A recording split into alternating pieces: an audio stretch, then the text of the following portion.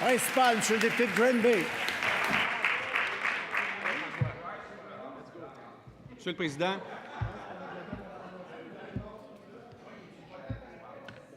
Monsieur le Président, depuis des mois, le gouvernement péquiste essaie de nous faire croire que l'incertitude économique qu'il a créée est un mythe. Mais dans le secteur des ressources naturelles, l'incertitude est bien réelle. Les investissements miniers ont diminué de 700 millions de dollars depuis le début de l'année. C'est une première en 10 ans. J'ai pu le constater par moi-même ces 2 derniers jours en Abitibi, où j'ai rencontré des acteurs économiques, des élus, des citoyens inquiets du Parti québécois.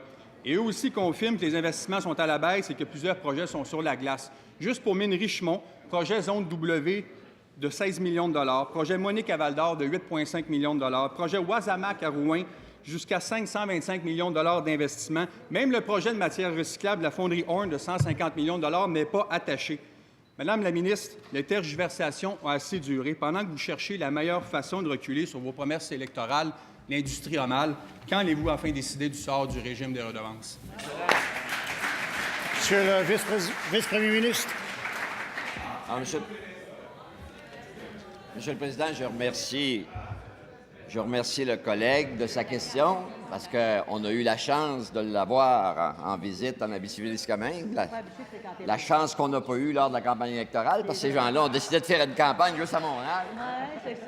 Alors là, on avait de la belle visite pour venir entendre ce que nous, on sait, ce qu'on a entendu comme équipe régionale à 7-8 reprises parce qu'on les a tous rencontrés.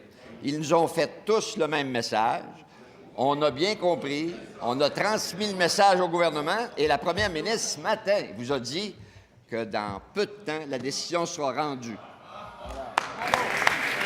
Première complémentaire, M. le député de Granby.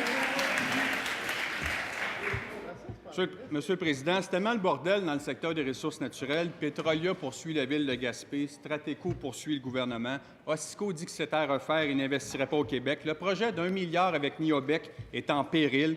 Madame la Première ministre, votre ministre des Ressources naturelles a perdu toute crédibilité aux yeux de l'industrie. Vous devez mettre votre poing sur la table et lui faire entendre raison. On veut développer le Québec, pas le faire reculer. Monsieur le député de Granby, je vous rappelle que les questions doivent passer par le biais de la présidence. Madame la ministre des Ressources naturelles. Oui, et merci, Monsieur le Président. Oui, on veut faire développer le Québec, mais on veut le développer de façon responsable et on veut que ce soit un enrichissement qui soit collectif. On veut amener de la prévisibilité économique, de la prévisibilité environnementale et de la prévisibilité sociale.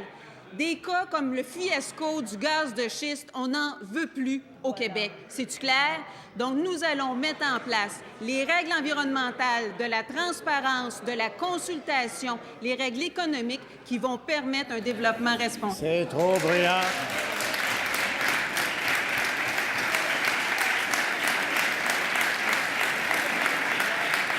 Deuxième complémentaire, M. le député de Granby.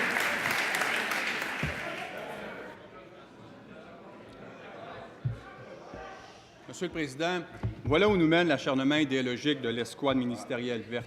L'incertitude et le désinvestissement. On sait pourtant qu'ils ne sont pas tous comme ça dans le caucus ministériel. J'ai beaucoup de sympathie, vous savez, pour le vice-premier ministre qui doit se battre tous les jours contre la faction ultra-militante du Parti québécois. Madame la première ministre, la lutte semble assez claire au sein du Parti québécois. On a l'idéologie qui va arrêter tout développement, puis de l'autre côté, certains lucides comme vous, monsieur le vice-premier ministre. Qui va gagner cette bataille?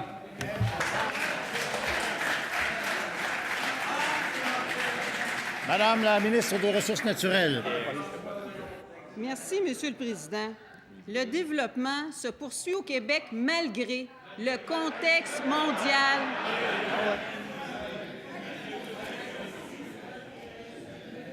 Vous pouvez ne pas apprécier les réponses, c'est possible. Mais il y a une chose certaine, vous devez les écouter. Et le respect commence par cela. Au moins avoir le niveau tolérable, peut-être malgré certains, là, mais un niveau tolérable d'écoute qui doit faire en sorte que lorsqu'une ministre répond, on peut s'écouter. Et lorsqu'un député pose une question, on l'écoute aussi. Madame la ministre. Merci, Monsieur le Président. Donc, le développement économique au Québec se poursuit dans le domaine minier malgré le contexte mondial de consolidation. Les projets que je vous parlais plus tôt dans la région de l'Abitibi avec Extrata. C'est un beau projet où on allie l'extraction et la transformation parce que le cuivre et le zinc seront transformés au Québec à la fonderie Horn et à CEZ Zinc Valleyfield. Ce sont des beaux projets. Le projet d'ArcelorMittal sur la Côte-Nord se poursuit. Un projet tellement intéressant que leurs coûts de production vont venir à 38 $ la tonne, alors que le fer est à 140 $ la tonne cette semaine.